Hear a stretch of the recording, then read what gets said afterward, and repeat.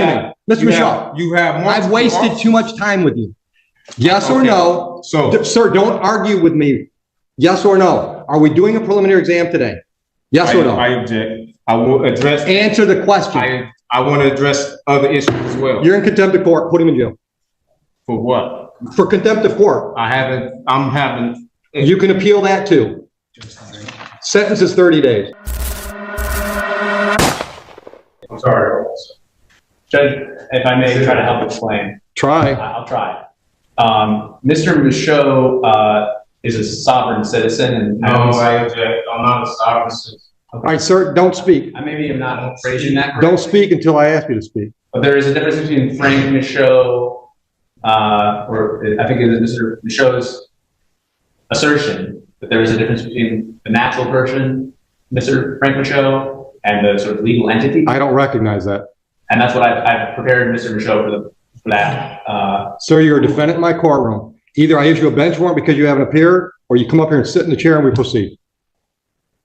All right, so you're threatening me to. Absolutely, I'm threatening you. Either you're here today or you're not. If you're not here today, a bench warrant will issue.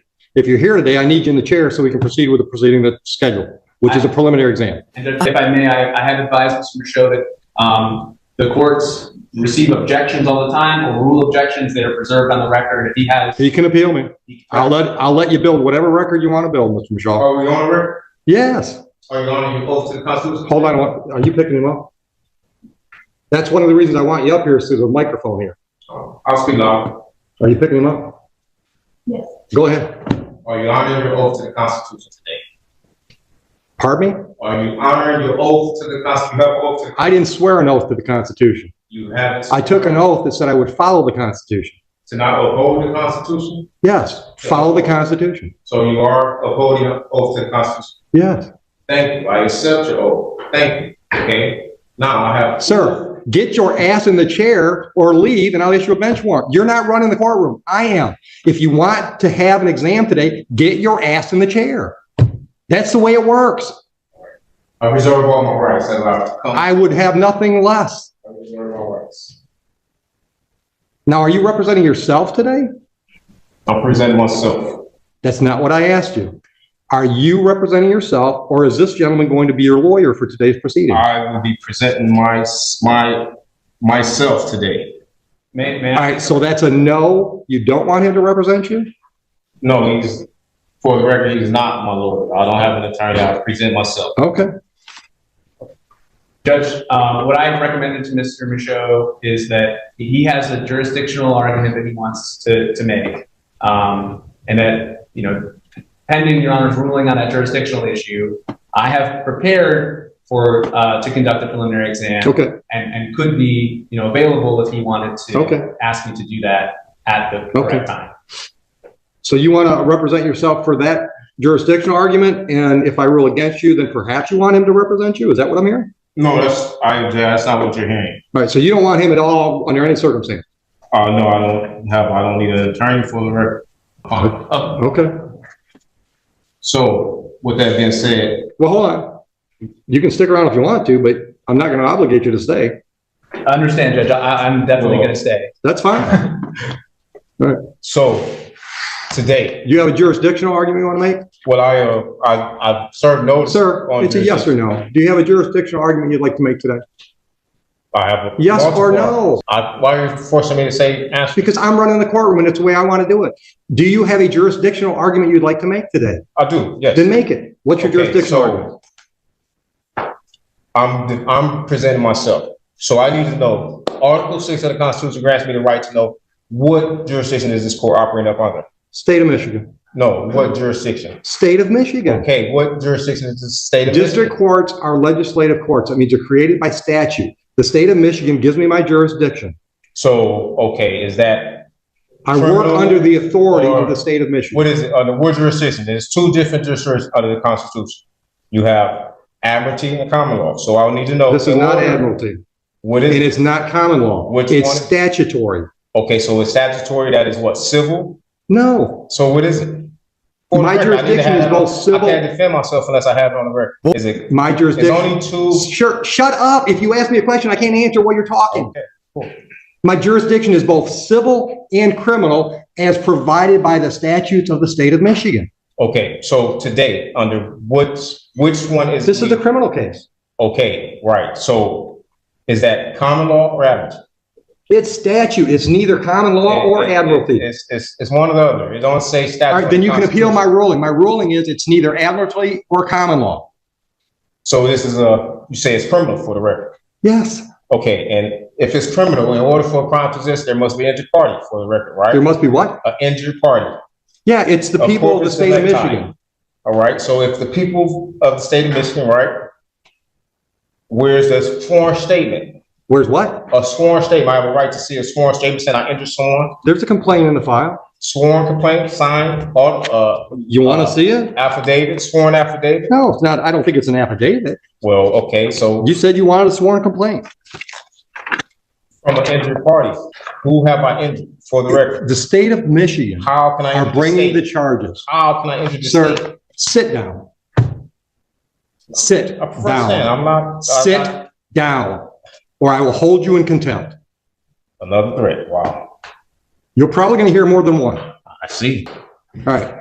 I am ruling that I have jurisdiction. You are free to appeal that to the circuit court. Proceed. Do the people have a witness they'd like to call in the exam? Yes, Judge, the people are prepared to move forward. This is a quick preliminary matter. We'd request a mutual order of sequestration with an exception for the OIC. All right. So again, I'm not asking you to talk. Ma'am, are you a possible witness in this case? Okay. All right. And would you mind putting your name on the record, please? Counsel, I want to look at the lady. Would you mind putting your name on the record? She's a witness. She is a witness. Sir, you speak again when I haven't asked you to, and you're in contempt. And we'll deal with that first.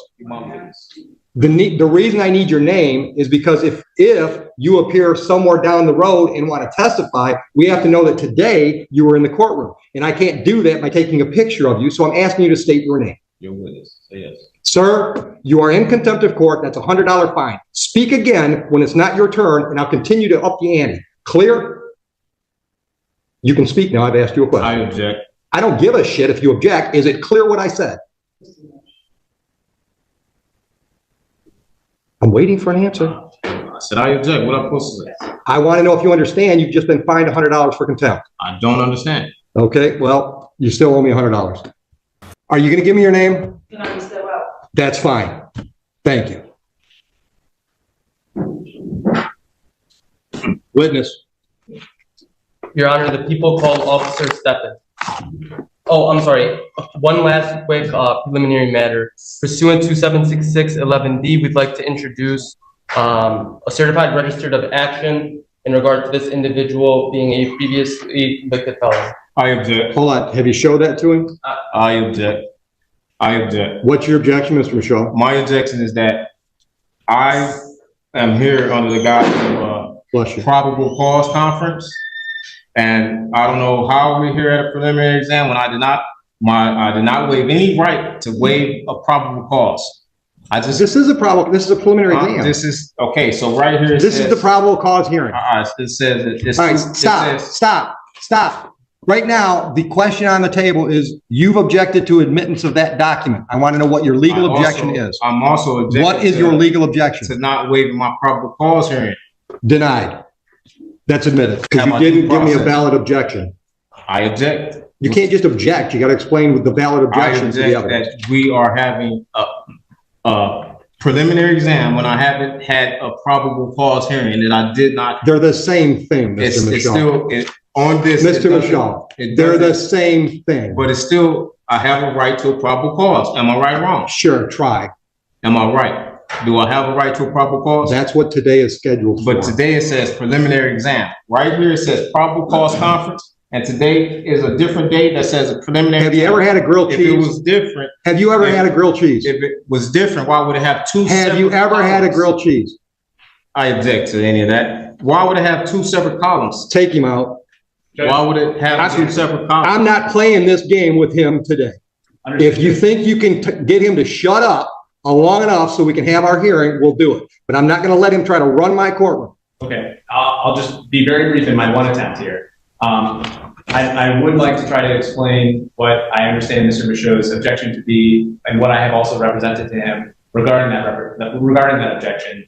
Mr. Michaud, I think the court record will reflect, had a probable cause conference first on November 29th and then again on December 20th. I have disclosed, I mean, I think I've been very transparent with Mr. Michaud that probable cause conference is a bit of a misleading name because probable cause conference under the court rules does not require that probable cause be established. Right.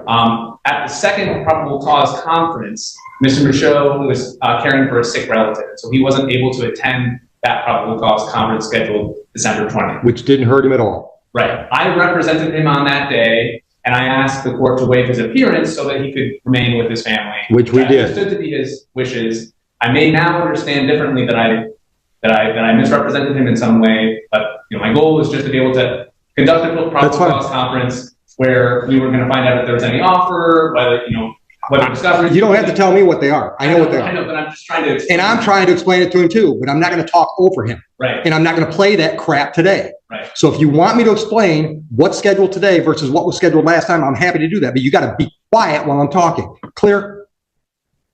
Oh, dude, I hear you. All right. The last court date that we call a probable cause conference is like a pretrial on a misdemeanor. It gives the parties a chance to discuss the case and see if there's any resolutions prior to the next step. Next step being preliminary exam.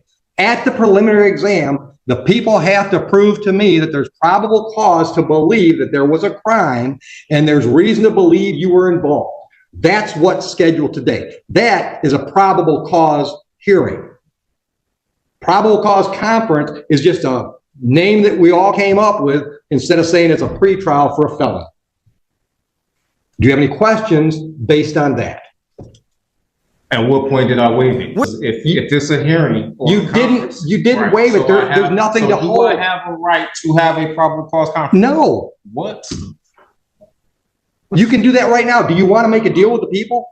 I want to be able to prepare myself for the probable cause conference. There's no preparing for a probable cause conference. It's a conversation. It still takes preparation. You want a PCC? Go out in the hall and have a PCC with the unrepresented defendant. Judge, just for the record, there will be no offer at this stage.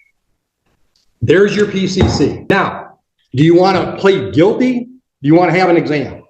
And at the exam, he's got to prove to me those two things I just said. Probable cause to believe a crime was committed on this date and reason to believe that you were involved. Do you want to have that hearing so he has to prove his case? Or do you want to waive? That's the other option. You can waive the preliminary exam and we'll take the case directly to circuit court level 2 weeks down the road for an arraignment on information, which I would describe as another pretrial on a felony, where you and the prosecutor can discuss the case, see if there are any offers. That's another option. Would you agree with that assessment, Mr. Sullivan? I would agree, and I would also just add that Mr. Michaud has made his arguments today, he ruled on his arguments, and that he preserves his right to— He can appeal them. As you've already said, at circuit court. And so if he wants to sort of move forward on that defense alone, that, the waiver does not preclude him from not at all arguing jurisdiction at the circuit court level.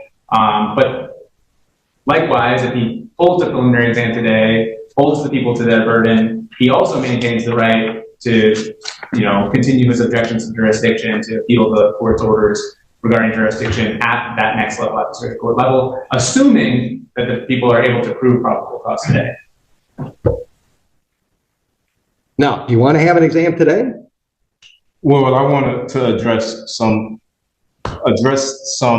I served the court some notices. I haven't read any of that because you were represented by counsel. No, I wasn't. I don't have any contract. As far as I knew, you were represented by counsel. Okay, so now you know. And I served the court notices. And I would like to— First notice, what would you like to put me on notice about? Well, I served you notice that I requested the criminal bonding information. I requested Criminal what? bid bond. Hold on. I requested the bid bond, the performance bond. I have the affidavit. There is no bond. There are bonds. This is Okay, listen. You can't tell me something and then just disagree with me and think. Listen to me, sir. I am not going to let you interrupt me. Oh, you just interrupt me. I'm in charge. I get to do shit you don't get to do. It's part of the black robe. Okay, that's just the way it works. My courtroom, I get to decide how it's run.